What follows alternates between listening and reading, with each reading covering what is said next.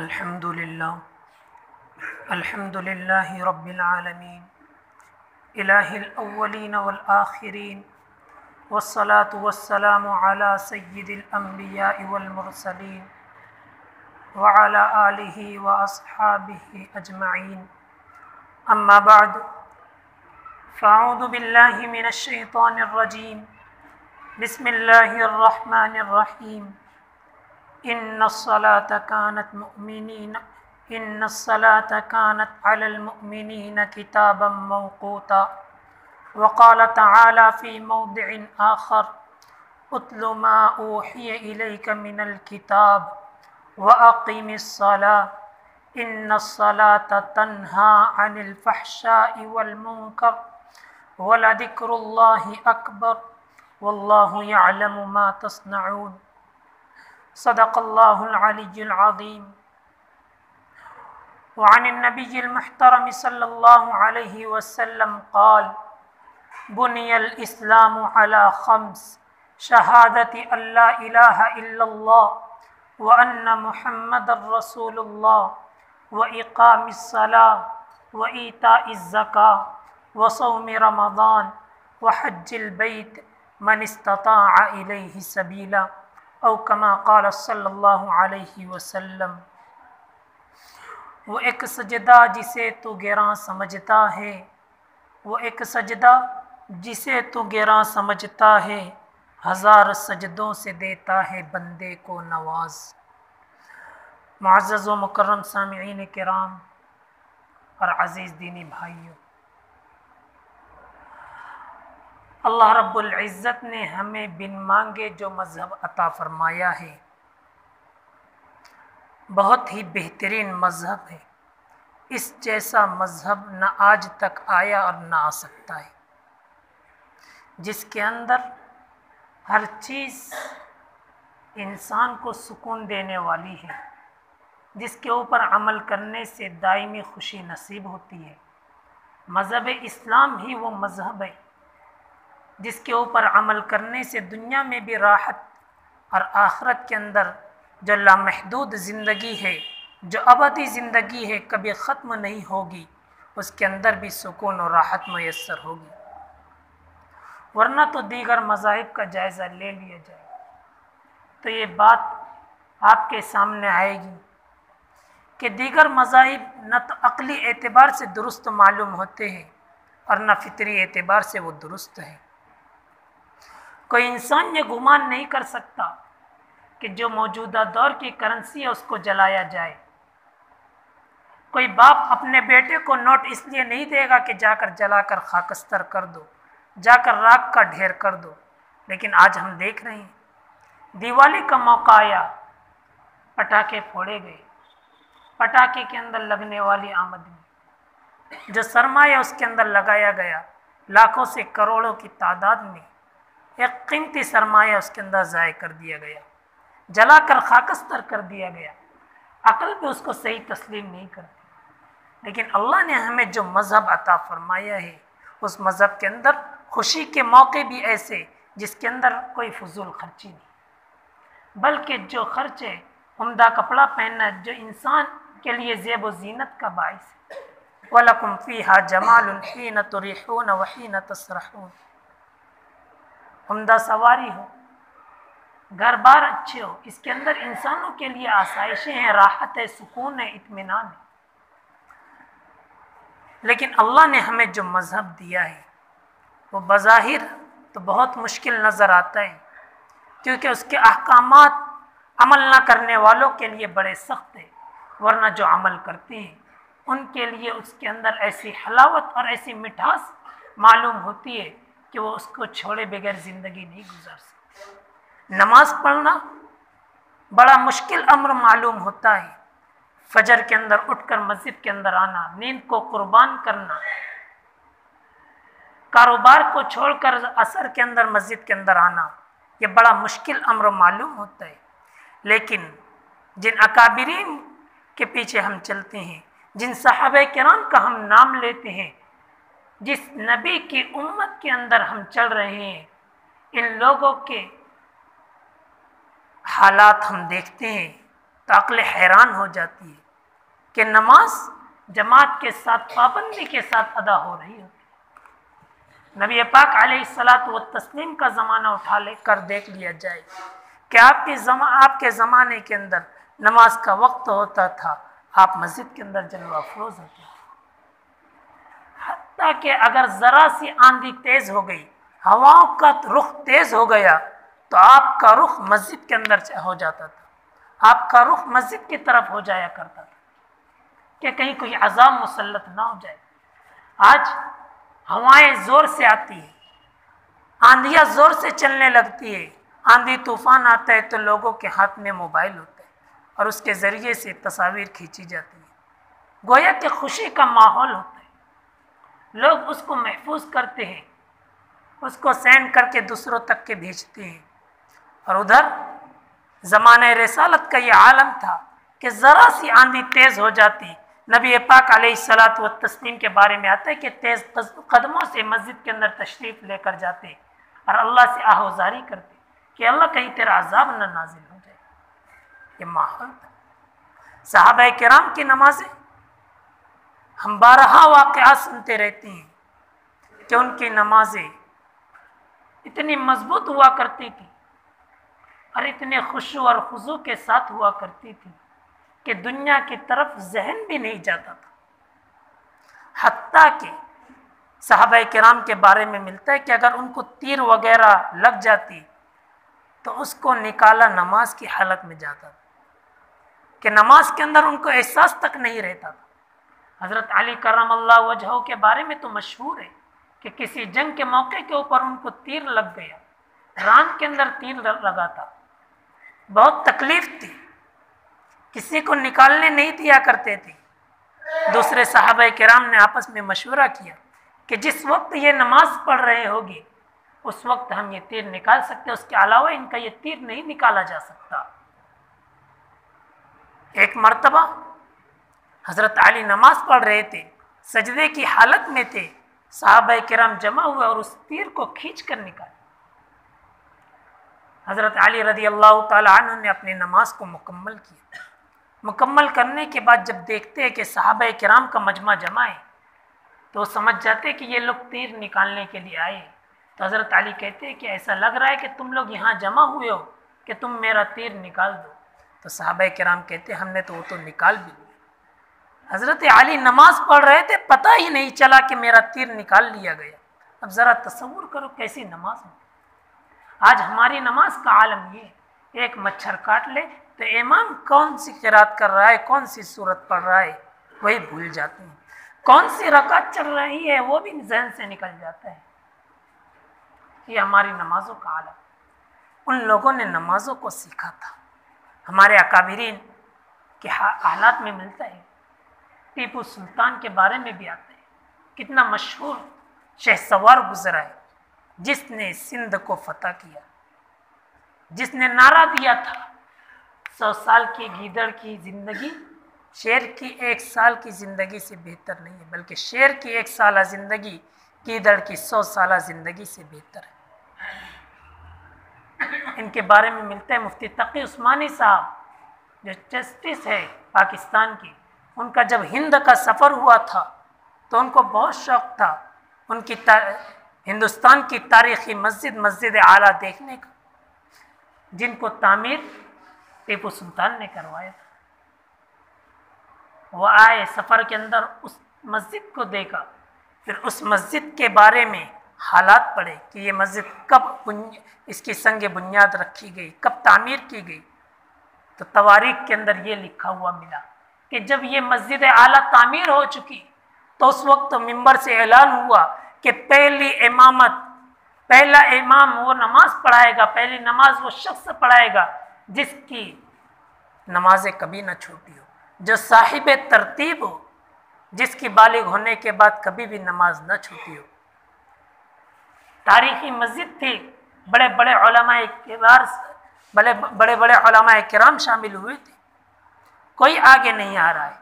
आखिरकार टीपू सुल्तान आगे बढ़े और जाकर ऐलान किया कि मैं साहिब तरतीब हूँ, और फिर आपने मस्जिद के अंदर इमाम।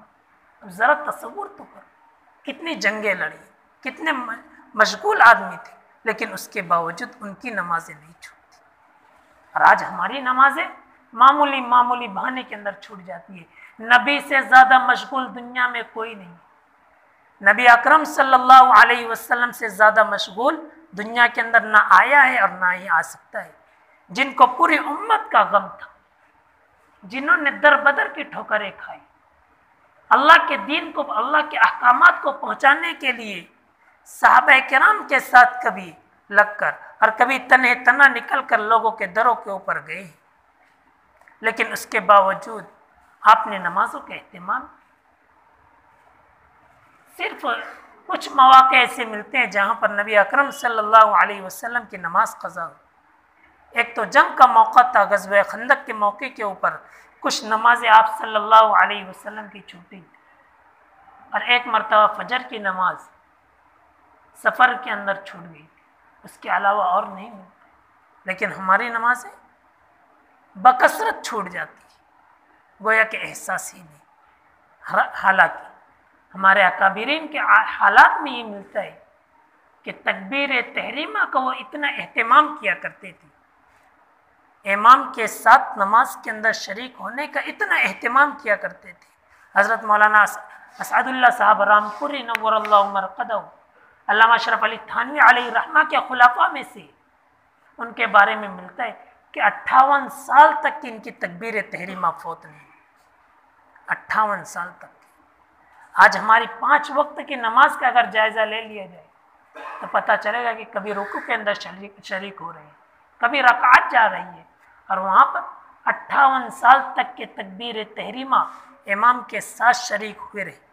तकबीर तहरीमा कभी फौत नहीं। दारुल उलूम देवबंद के इब्तिदाई मोहतमीम में एक नाम मिलता है, हुसैन आबिद हुसैन अलैहि रहमा। उनके बारे में मिलता है कि 28 साल तक की उनकी तकबीर तहरीमा फौत नहीं। ज़रा तसव्वुर, उन लोगों की ज़िंदगी के अंदर नमाज का ये एहतमाम ताज हमारी ज़िंदगी में क्यों नहीं? क्या वही नमाज नहीं है जो नबी के ऊपर नाजिल की गई थी, जो नबी को हदिये के तौर पर, तोहफे के तौर पर मेराज के अंदर दी गई थी? ज़रा तसव्वुर तो करो, कोई ऐसी चीज़ नहीं है जो नबी को मेराज के अंदर मिली हो, नबी को बुलाकर जिसको दिया गया। कुरान नबी जहाँ पर है, सवारी के ऊपर है तो सवारी के ऊपर नाजिल कर दिया गया। हज़रत आयशा रज़ी अल्लाह ताला अन्हा के साथ है तो वहाँ पर नाजिल कर दिया गया, मदीना में है तो मदीना में नाजिल कर दिया गया, मक्का में है तो मक्का में उतार दिया गया। लेकिन जब नमाज की बारी आती है तो हबीब खुदा को रब्बुल आलमीन अर्श के ऊपर बुला रहा है। और फिर उम्मत का शौक बढ़ाने के लिए, उम्मत को तालीम देने के लिए पहले 50 नमाजों का तोहफा दे रही हूँ। नबी अकरम सल्लल्लाहु अलैहि वसल्लम को जब नमाज का तोहफा मिला और अल्लाह का कुर्ब मिला, अल्लाह का दीदार नसीब हुआ, तो ऐसी खुशी हुई। और नमाज का तोहफा देखकर आपकी ज़बान पर एक हर्फ भी नहीं आया कि कम करा लिया जाए। आप वापस आ गए। हज़रत मूसा से मुलाकात हुई आसमान के ऊपर, तो हज़रत मूसा ने कहा कि मेरी कौम में तो 2 वक्त की नमाजें नहीं पढ़ती थी, तुम्हारी कौम 50 वक्त की नमाजें किस तरह पढ़ेगी? जाओ जाकर कुछ कम कराओ। नबी जा रहे हैं, अल्लाह 5 कम की, 45 हुई, फिर मूसा से मुलाकात, फिर कम, इस तरह करते करते 5 हो गई। 5 पे भी हज़रत मूसा ने कहा कि और भी कम करा लो। कहा कि अब शर्म आती है कहीं पूरी ही ना चली जाए, अब तो शर्म आती है, अब हया आती है, अब नहीं जा सकता। तो इतना बेहतरीन तोहफा। और नबी ने क्या कहा था जब 5, नबी को क्या कहा गया था जब 5 नमाजें दी गई थी कि अगर आपकी उम्मत इन 5 नमाजों का एहतमाम कर ले तो उनको सिर्फ 5 नमाजों का सवाब नहीं बल्कि पूरी 50 नमाजों का सवाब दिया जाएगा। नमाजों का एहतमाम। आज रिस्क की तंगी, क्यों रिस्क की तंगी? आज मुसलमानों के अंदर ये मर्ज सबसे ज़्यादा लायक है कि बीमारी आती है, उसके सबब को नहीं ढूंढा जाता। बीमारी आ रही है, कोई अजाब आ रहा है, कोई वबा आ रही है, तो उसका सबब क्या है? कुरान करीम के अंदर अल्लाह रब्बुल इज़्ज़त इरशाद फरमाते हैं, मा असाबकुम मिन मुसीबतिन फबिमा कसबत ऐदीकुम, कि जो भी मुसीबतें, जो भी तकलीफ तुमको पहुंचती है वो तुम्हारे करतूत के बिना। आज हम उसी को नहीं देखते। रिस्क के अंदर तंगी आ रही है तो दुआओं का एहतमाम हो रहा है, हालांकि जिस बिना पर दुआएं कबूल होती है उसका एहतमाम, नमाजों का एहतमाम नहीं। बड़े बड़े उलमा के पास जाएंगे कि आप मेरे लिए अल्लाह से दुआ कर दें, रिस्क के अंदर तंगी है, कोई वजीफ़ा बता दें। ये सब कर रहे हैं लेकिन ख़ुद की नमाज के वांदे हैं, ख़ुद की नमाज की पाबंदी नहीं। हालांकि अल्लाह रब्बुल इज़्ज़त और नबी अकरम सल्लल्लाहु अलैहि वसल्लम के फरमान से ये मिलता है कि जो आदमी 5 वक्त नमाज का पाबंद होगा उसके लिए रिस्क के दरीचे खोल दिए जाएंगे, रिस्क के दरवाजे खोल दिए जाएंगे, रिस्क की तंगी से कभी भी परेशान नहीं होगा। इसलिए आज़ीज़ों, आज नमाजों का एहतमाम जिस तरह, और याद रखना ये भी बात कि नमाजें सीखी जाती है, बगैर सीखे इंग्लिश भी पढ़ना नहीं आती। जब बगैर सीखे इंग्लिश नहीं पढ़ सकते, बगैर सीखे उर्दू बोल नहीं सकते, तो बगैर सीखे अरबी किस तरह कह सकोगे? अरबी कह लोगे, मतालिब और मफाहिम समझ में नहीं आएगा। कोई ऐसी लैंग्वेज और ज़बान है जिसका मफहूम ना समझते हुए हम उस ज़बान को इस्तेमाल कर रहे हैं। अगर कोई आदमी अंग्रेज़ी का मफहूम नहीं समझता, उसके मानी नहीं समझता, वो अंग्रेज़ी बोले? हरगिज़ नहीं। क्यों? वो उसके मानी से ना वाकिफ़ है। कोई आदमी उर्दू नहीं जानता है, उर्दू के मफहूम से वाकिफ़ नहीं है कि उर्दू का क्या माना है, इस लफ्ज़ का क्या तलफ़्फ़ुज़ है, इस लफ्ज़ का क्या माना है, तो वो उस लफ्ज़ के अंदर बात नहीं करता। और हम कैसे मुसलमान? कि कुरान करीम अल्लाह ने नाजिल किया शिफ़ाउल लिन्नास हुदल लिल मुत्तक़ीन, हिदायत बनाकर, एक कानून के किताब बनाकर नाजिल किया, लेकिन आज उसके माने और मफ़ाहिम से दूरी। मसाजिद के अंदर तफसीर होती है, उसके अंदर हिस्सा नहीं लेते। तफसीर कुरान का हल्का लगता है, उसके अंदर बैठते नहीं। कुरान के अंदर जो आम मतन सूरतें पढ़ी जाती है, जो तिलावतें की जाती है, उसके मानी को सीखने की फ़िक्र नहीं।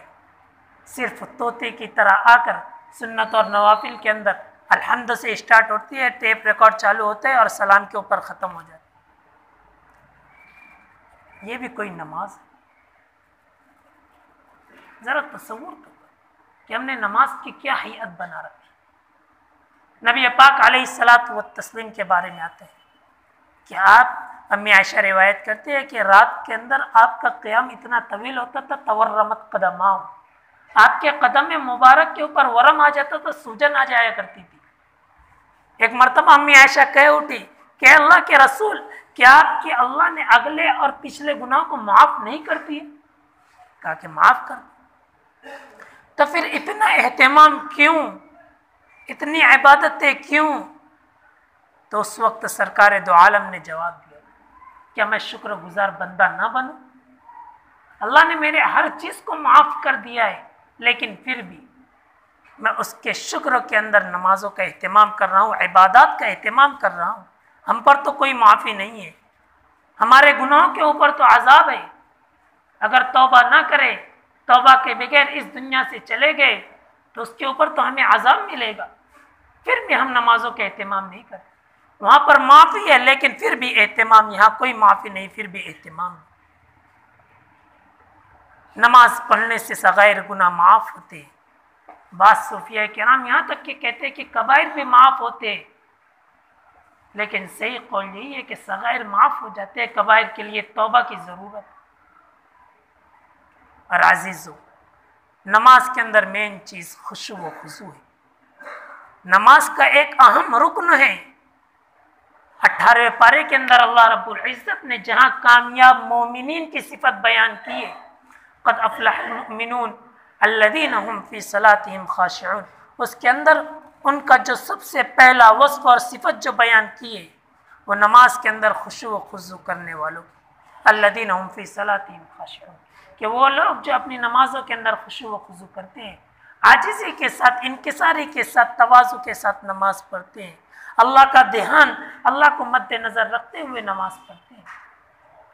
हदीस जिब्रील के अंदर आता है, एक तवील हदीस है जो हदीस जिब्रील के नाम से मशहूर है, कि जिब्रील आए थे नबी के खिदमत में एक इंसान की शक्ल में।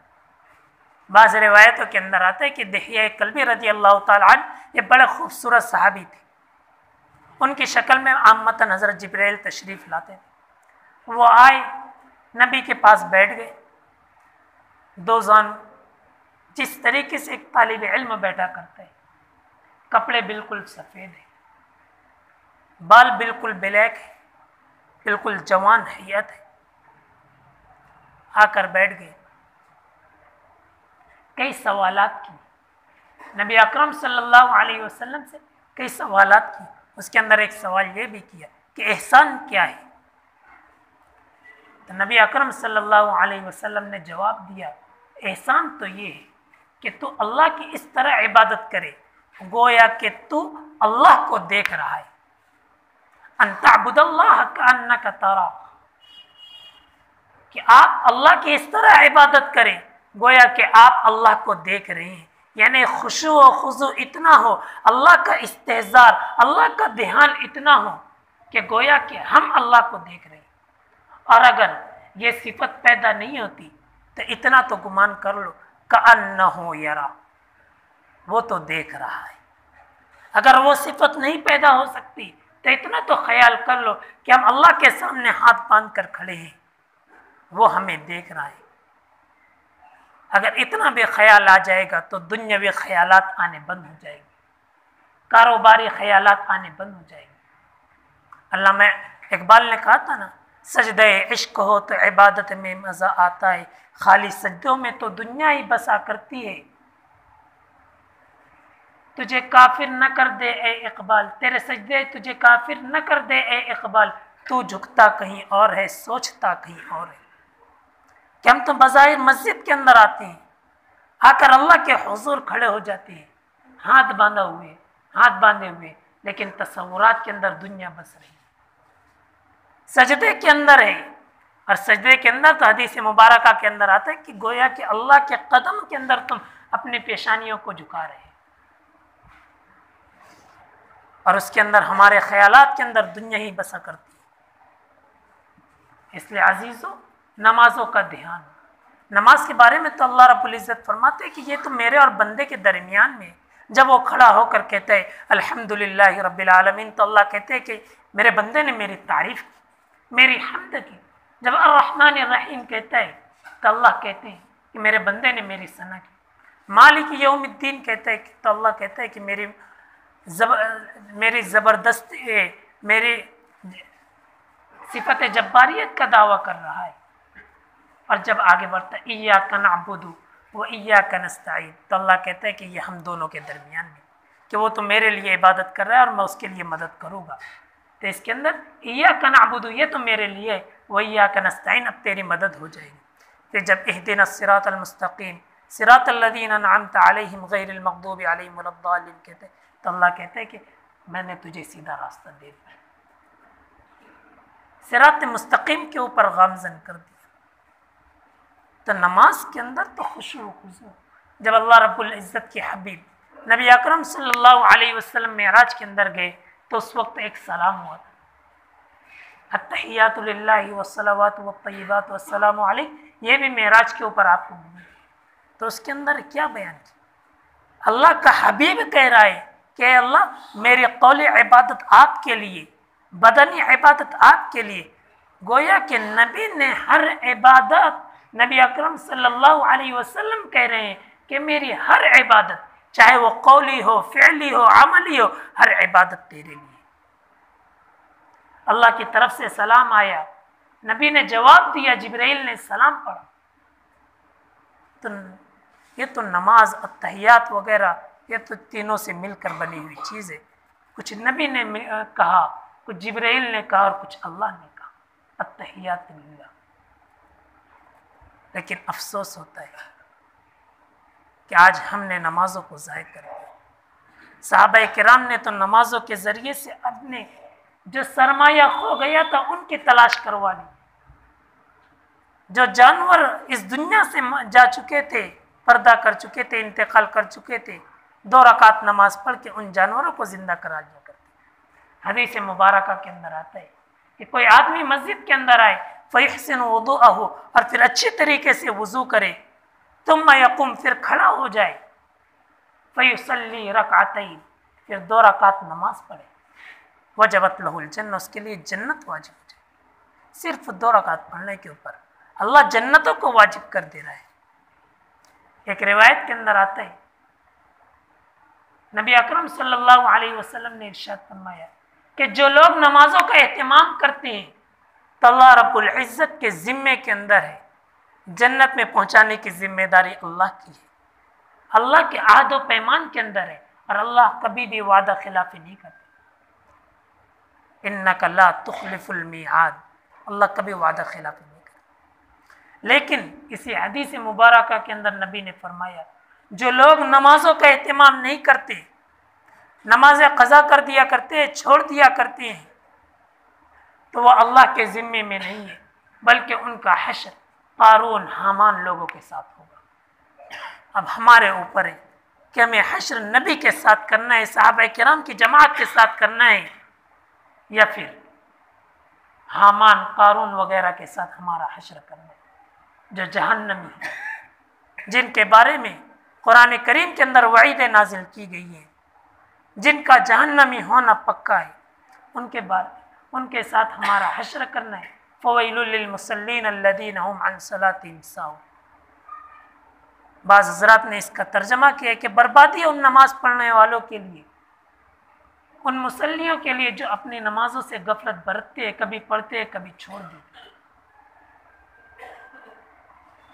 इमाम हातिम अस्माई अलैहि रहमा, एक मरतबा इनकी नमाज फौत हो गई, एक मरतबा इनकी नमाज फौत हो गई, क़ज़ा नहीं हुई, सिर्फ नमाज जमात के साथ छूट गई, बाद में उन्होंने पढ़ ली वक्त के अंदर, लेकिन उसके ऊपर इतना गम था कि 3 दिन तक के सोग मनाते रहे, 3 दिन तक के सोग मनाते रहे। और फिर जब कुछ इफाक़ा हुआ तो कहने लगे कि मुझे ताज्जुब है उम्मत मुस्लिमा के ऊपर कि अगर मेरा कोई दुनियावी सरमाया ज़ाय हो जाता, मेरा दुनियावी कोई नुकसान हो जाता, तो कई लोग मेरी ताज़ियत के लिए आते कि अल्लाह आपको और देगा, जो होना तो वो हो कर रहेंगे। लोग मेरी ताज़ियत के लिए आते, तसल्ली देने के लिए आते, लेकिन यहाँ मेरी नमाज जमात के साथ फौत हो गई और सिर्फ ताज़ियत करने के लिए एक शख्स अबू इसहाक़ बुखारी आया। गोया के उम्मत मुस्लिमा के दिलों के अंदर दुनियावी चीज़ों की मोहब्बत ज़्यादा है दीनी चीज़ों के मुकाबले। होना तो ये चाहिए था कि लाखों हज़ारों लोग मेरी नमाज के छूट जाने के ऊपर ताज़ियत के लिए आते और तसल्ली देने के लिए आते। 28 साल तक की इनकी नमाजों का एहतमाम क्या था पता है आप? नमाज के लिए खड़े होते थे और तसव्वुर ये करते थे कि ये मेरी ज़िंदगी की आखिरी नमाज है, अल्लाह देख रहा है, सामने जहन्नम है, सामने जहन्नम है। बाजू में गालिबन जन्नत का तस्करा किया कि बाजू में जन्नत है, नहीं, सामने जन्नत है और दोनों तरफ जहन्नम है और पीछे मलकुल मौत है। नमाज से पहले ये तसव्वुर करते थे कभी मलकुल मौत का हमला होगा और मैं मारा जाऊंगा, अगर नमाज मैंने सही से ना पढ़ी तो मेरा ठिकाना यहीं पर होगा, और अगर नमाज सही से पढ़ी तो ठिकाना सामने जन्नत। 28 साल तक की जिन्होंने पूछा था उनकी चीखें निकल गई और कहा कि हमने तो ज़िंदगी में एक नमाज भी ऐसी नहीं। हम अपनी ज़िंदगी का जायज़ा लें कि कितनी नमाजों के अंदर कितने सजदे हमारे पास ऐसे हैं जिसको हम अल्लाह के हुजूर पेश कर सकते हैं कि अल्लाह हमने ये तेरे लिए किया। नमाजों के फ़ज़ाइल बहुत, नमाज छोड़ने की वईदें बहुत सारी, लेकिन हम यहाँ पर बैठे हैं, हम अपने दिलों के ऊपर हाथ रख करके कि आज फजर की नमाज पढ़ने वाले कितने थे। आज हमने फजर की नमाज बिस्तरों की नज़र कर दी। क्यों? कि हमारे ऊपर फ़र्ज़ नमाज नहीं, हदीस मुबारक के अंदर नहीं आता है कि एक हुक्म जहन्नम के अंदर जलाया जाएगा। 2,80,00,000 बरस कोई मामूली साल है। 1 मिनट हम अंगारे को अपने हाथ पर नहीं ले सकते, तो 2,80,00,000 सिर्फ एक नमाज के छोड़ देने के ऊपर, कज़ा कर देने के ऊपर, गर्च बाद में उसकी कज़ा कर ली गई है, वक्त के बाद उस नमाज को पढ़ लिया गया है, लेकिन तौबा न करने की बिना पर 2,80,00,000 बरस करीबन जहन्नम के अंदर जलाए जाए। हमने तो कितनी नमाजें छोड़ दी। बेनमाजी का अंजाम बहुत खतरनाक है अजीजों। 10 ऐसे अजाब है बेनमाजी के लिए, जिनको बयान करने के लिए और आधे घंटे की जरूरत। सिर्फ आखिरी अजाब सुन लीजिए कि कल हश्र का मैदान होगा, एक सांप आएगा और वो सांप उसको लेकर जाएगा, और उस सांप के बारे में आता है कि एक मर्तबा ढसेगा, 70 गज जमीन के अंदर वो धस जाएगा। अगर वो दुनिया के अंदर किसी सरसब्ज और शादाब जमीन के ऊपर अगर फूंक मार दे तो कयामत तक के उसके ऊपर घास नहीं उग सकती। इतना जहरीला सांप जो बेनमाजी के ऊपर मुसल्लत किया जाएगा। और ऐसा नहीं कि उसके ऊपर रहम आएगा, अल्लाह रब्बुल इज़्ज़त उसकी भी बीनाई छीन। अंधा सांप होगा और उसका काम सिर्फ ढसना होगा, और ये हश्र के मैदान में ढसे। ज़रा तसव्वुर तो करो। ये सिर्फ एक अजाब का बयान करो, वरना 10 किस्म के अजाब, एक बड़ी तवील हदीस उसके अंदर नबी ने बयान किया। आज हम नमाज क्यों नहीं पढ़ते? क्या नमाज हम पर फ़र्ज नहीं? अरे आज 5 वक्त नमाज हम पर फ़र्ज नहीं है क्या?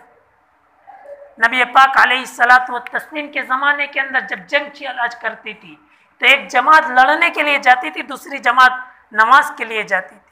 करबला का मैदान उठाकर देख लो, हुसैन असगर की शहादत देख लो कि नमाज के अंदर शहादत हो रही है। ज़ेर खंजर भी ये पैगाम सुनाया हमने, नक्श तौहीद का हर दिल पे लुटाया हमने, ज़ेर खंजर भी ये पैगाम सुनाया। तलवारों के साए में नमाज अदा की जाती थी, लेकिन आज हम उम्दा पंखे के नीचे बैठकर कारोबार के अंदर मशगूल होकर, मामूली कारोबार के अंदर मशगूल होकर हमारी नमाजें फौत हो रही हैं। कुछ तो क़यामत का ख्याल कर लो। किसी को मुंह भी दिखाना है। ये दुनिया जाने वाली है, ये दुनिया एक न एक दिन ख़त्म हो जाए नहीं है, हमें हिसाब देना है। और हदीस मुबारक के अंदर आता है अव्वलु मा युहासबु बिही यौमल क़ियामा अस्सलाह, कि सबसे पहले क़यामत के अंदर जिसका हिसाब लिया जाएगा वो नमाज का हिसाब होगा। ला तज़ूलु क़दमा इब्नि आदम यौमल क़ियामा अन खम्सिन फ़ी उमरिही अन उमरिही फ़ीमा अफ़ना। तेरी उम्र के बारे में सवाल होगा कि कहाँ फना किया, 60-70 साल ज़िंदगी तूने कहाँ लगा दी। अगर हमने नमाज पढ़ी होगी तो कुछ तो कहेंगे वहाँ पर कि नमाज़ों का एहतमाम था। दरख्वास्त ये है कि 5 वक्त नमाज की पाबंदी करे, फजर की नमाज की खुसूसन और हर नमाज की अमूमन दावत देता हूँ कि हम नमाज के पक्के मुसलमान बन जाए, नमाजी मुसलमान बन जाए। हाजी अपने आगे लगाते तो नमाजी भी तू बनकर बना दो।